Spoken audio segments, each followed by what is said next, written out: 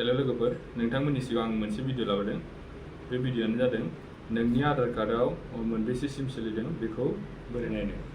लोगोफोर government of India आरो टेलिकमिउनिकेशनजों लोगो नांनानै मोनसे वेबसाइट दिहुनदों टेपकप होननाय मोनसे वेबसाइट दिहुनदों बेनि गेजेरजों नोंनि आधार कार्डजों मोनबेसे सिम सोलिनानै दं बेखौ नायनो हायो आरोना लोगोफोर दा नोंथांमोना नोंनि आधार कार्डआव मोनबेसे मबाइल नम्बर एबा मोनबेसे सिम सोलिनानै दं बेखौ नायनो थाखाय मा खालामनांगौ ब्राउजाराव थांनानै टेपकप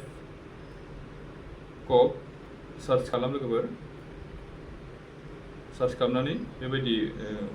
फैगोन इन्टारफेस नैबेयाव नुगोन नै टेपकप बेयावनो थुना हो लोगोफोर बे फार्स्ट लिंकआव थुनाय लोगो लोगो बेबायदि इन्टारफेस फैगोन नै होमबा गायथिंजाय थांनानै नैबाव 10 डिजिट मबाइल नाम्बार नुगोन नै बेयाव नोंनि मबाइल नाम्बार होनानै गायाव खेबसा होनानै भेलिडेट खेबसा बेयाव थुनानै हो होमबानो नोंनियाव मबाइल नाम्बार जाय मबाइल नाम्बारखौ होदोंमोन बा OTP फैगोन होमबा आं आंनि मबाइल नाम्बारखौ होनोसै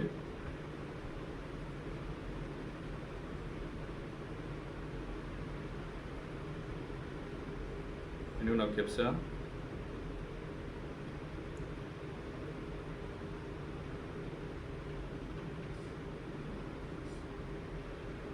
भेलिडेट खेबसे थुना लोगोफोर नैबेबायदि फैगोन नै होमबा अके टु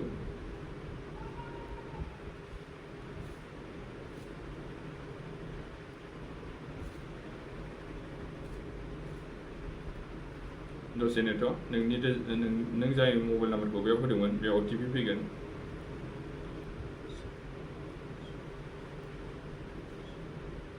OTP होखांनानै लगिनआव थुना हो लोगोफोर लगिनआव थुनाय लोगो लोगो बेबायदि वेबसाइट फैगोन दे लोगोफोर बेयाव नोंनि मबाइल नाम्बार नों जायखौ होदोंमोन